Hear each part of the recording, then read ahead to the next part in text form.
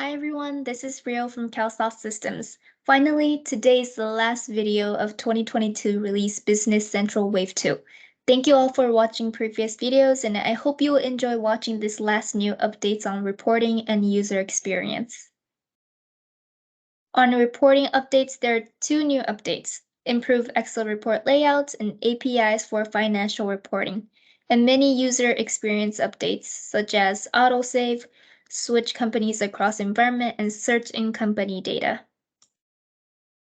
So now you can choose report layouts on the request page. From your request page, you can go to drop-down menu to choose available report layouts for your report. So you can choose multiple layouts for multiple report. You can choose different layouts for planning meeting, sales meeting, and other meeting reports. And you can also use the new dedicated APIs for financial reports. This makes it easier to create your own report from Excel sheet. New APIs and datasets are created for general ledger data, accounting periods and business units, customers, vendors, ledger entries, including detailed ledger entry, webhook subscription, and entity definitions. So this makes you easy to get data from Business Central to other report tools like Power BI. And in Business Central, there's no saving button on your page. It will save your data as you work, and any Business Central client, including desktop web client, tablet client, phone client, Outlook add-in, Teams app, other application are applied. The save indicator reflects data on the page when working across many tabs. And there are many companies that are organizing multiple companies across the environment. So from this release, you can click on Company Switcher pane from anywhere in Business Central, or you can use the Control-O for a shortcut. And users can also open multiple tabs and work on different companies' page at the same time. And this new features will save searching for information. Users can find specific information across different area. You can set the certain company data to your role center that makes you easier and faster to access.